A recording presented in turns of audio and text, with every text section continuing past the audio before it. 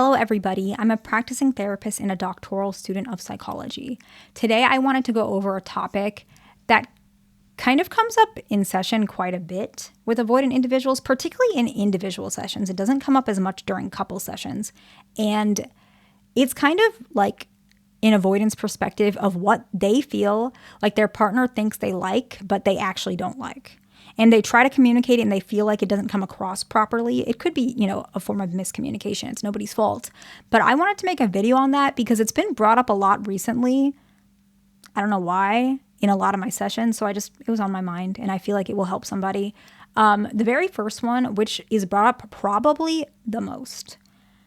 And this is for both female and male avoidance. It's for both dismissive and fearful avoidant, where they feel like y'all who are their partner thinks that they will like it, but they actually don't. And it's like chasing somebody. This is just it's so common that people bring this up. So what do I mean by chasing? A lot of people think, and this is way more common with the dynamic where the avoidant is a male and their partner is a female, I would say. But female and male avoidance, I would say they dislike this equally, but the female avoidant doesn't run into this as much. I don't know if that made sense. So chasing. So a lot of people think that if they get their partner to chase them, this like somehow creates this like surplus of love, and the avoidant individual suddenly like really like loves you, and this like, I don't know, ignites their love. And this can happen a little bit in the beginning stages, but most avoidants are very busy folks. I'm just going to be honest. They're very busy. They're very tired. I had mentioned in another video, a lot of them do struggle with depression, at least on my caseload. Like most of them I have diagnosed them with either depression or anxiety or other things, and I'm not going to mention those. But I'm very detailed when I diagnose someone. I don't just throw it out there, okay? And so this is a lot of them struggle with this. And a lot of times they only want to let somebody in to add to their life. Chasing in the beginning of the relationship can add chemistry and connection, but chasing throughout the relationship is just not, and I'm just going to use the language that a lot of my patients use, is not what they signed up for. Like they just think it's annoying. And it's a harsh word, and I get it, but they really don't like it. It just is so, it creates a relationship that they feel is childish and like games. They would prefer a relationship that's built on trust and just more relaxed. They don't like that you're doing things to, I don't know, elicit some sort of emotion in them that they're going to chase you. Avoidant individuals will probably not chase you, especially after you continue to do it. It'll just create resentment. And that cycle is going to make the relationship end a lot quicker and a lot more of a negative situation. But if you're feeling like you want your partner to chase you, it's very important to recognize why you want your partner to chase you, or why you think avoidants like chasing somebody. I think the main reason that happens is because a lot of anxious individuals, not even anxious individuals, people in general, they think that if love is not obvious, then it might not be there. And that chasing makes it very physically obvious. But as I've mentioned before, a person can have no romantic love for you and still chase you. It happens all the time. It has almost nothing to do with you loving you. It's how they perceive you. You're an object in their mind.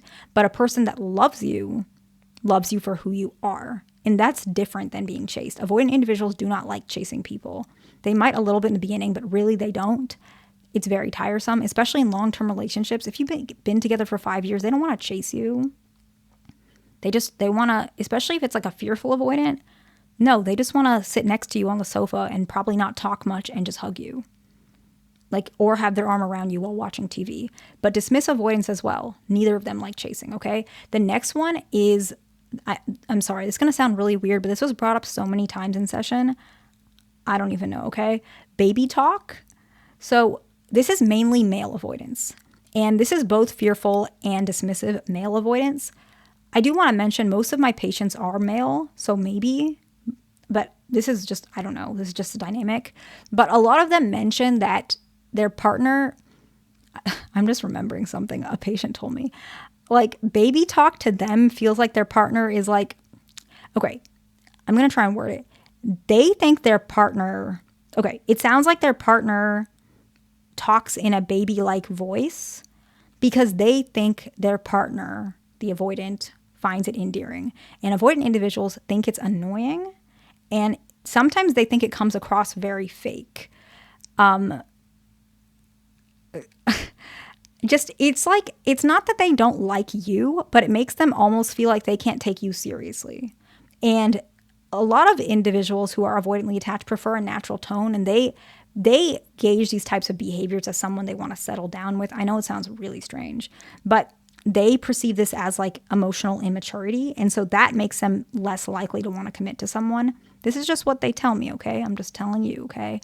The next one is excessive praise that feels inauthentic. Now, female anxious preoccupied does not do this as often. Male anxious preoccupied does this a lot, and I notice this much more often where the dismissive or fearful avoidant is female and their partner is an anxious preoccupied male. I see what happens. Sometimes it's also like a fearful avoidant that's leaning anxious and the female is dismissive avoidant. What I'm seeing is the partner, typically a male partner, is excessively giving praise because it's almost like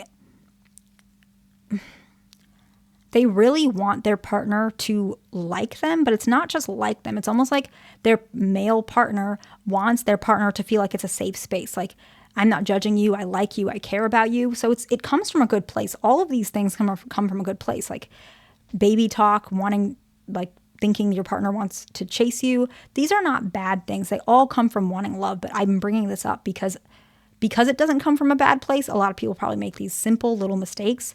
And if you do this, it's okay. Like no one's going to no one's going to break up with you for these things. If they do, they're probably a little too sensitive because these are just like silly little things, right? But male anxious preoccupied individuals tend to give excessive praise, and sometimes it can feel very inauthentic. So if you notice that you're doing that, maybe dial it down a little bit and kind of take a little bit of a thorough time kind of rewording how you want to express your praise, just so you can translate your love in a way where your avoidant partner is more aware of it, right? The next one is using detachment to regain affection.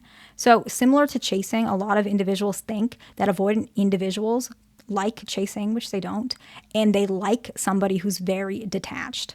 Not really. Avoidant individuals, they can be in relationships with each other. I see that a lot, but they don't like someone who's using detachment for attention. It can really cause them to feel resentment. They can feel like, again, emotional immaturity. And they also can feel like the relationship will never be relaxed. Like if somebody is using detachment to gain something from their partner, what ends up happening is they feel like they can't be themselves, because every time they try and be themselves, you feel like they're not giving you enough attention. And so you want to use detachment so they can give you more attention. And so they might feel like the dynamic's not healthy, and they might feel like, okay, we either have to talk about it or this might not be good for us, whatever it is. So this one is a little bit more serious than the other ones we brought up. But in general, a lot of people think avoidants like detachment. They don't. No, I don't think anybody likes detachment that's on purpose. That can seem a little bit, it can break relationships, this one in particular. But the next one is, this was brought up very recently. I don't know how common this is, but it does happen, okay? One patient brought up, which I've heard many times, a lot of people think avoidants like this or like appreciate this or like it makes them love you more. It doesn't. It usually makes them pull away, which is hearing you tell stories to them about someone hitting on you. This makes them feel like either you're trying to get attention or you're trying to mess with their head, or they're afraid you're not loyal, which I know it's not your fault that someone hits on you, but it's probably more important to not mention it on repeat to your partner. It's probably not something that feels good. The next one is, this is common, but I will emphasize, this one is not really anybody's fault to the point where it's their trauma. A lot of these things I brought up don't really have to do with trauma, but this one does. A lot of individuals want to try and save their partner. And it's because you guys probably, as an anxious preoccupied, it makes you probably want to be saved to some extent. And you feel like if you save your partner, they'll love you forever because you were the one that helped them, whatever it is you're trying to save or help them. But what ends up happening is an avoidant individual takes that as disrespect towards a boundary they set. And that doesn't mean you can't help them in a certain way, but it's almost like you can offer it, but if they say no, accept it instead of continuously trying to save them, even after they said no. Let's say they want to watch TV after a long day, and you're like, no, talk about how you feel, please. Like, I want to help you. I know you had a hard day. Please, unload your emotions onto me. I'm here. I won't judge you. And they're like, no, it's not about judgment. I seriously just don't want to talk. And you keep bringing it up and pressuring it. That can cause avoidant individuals to feel really uncomfortable. They don't like that. And so it's very important to recognize, don't blame yourself for any of these things on this list. It's not your fault. There's a lot of information on the internet that says some of these things, which I get. I'm just telling you what I know. I could be wrong, okay? But don't blame yourself. It's not your fault. That's why I made this video. So if somebody wants to adjust, they can. If not, do what you got to do. You do you. I support that. I hope this video was helpful to somebody. Please like, subscribe, and I'll see you in the next one.